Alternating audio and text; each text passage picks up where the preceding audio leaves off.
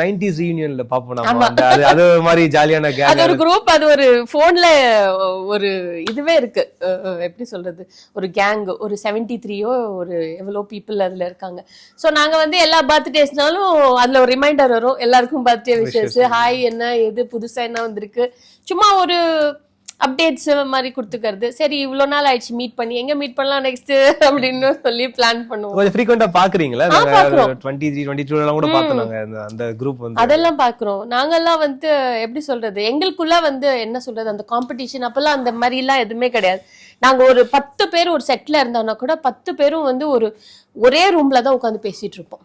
அவ்வளோ இப்போ சாப்பாடு கொண்டு வர்றது, ஷேர் பண்றது, உட்காந்து காசிப் பண்றது, இப்படிதான் இருக்கும். இப்பதானே ஆளால் தனித்தனியா ஒரு போன் எடுத்துட்டு போயிடுறாங்க.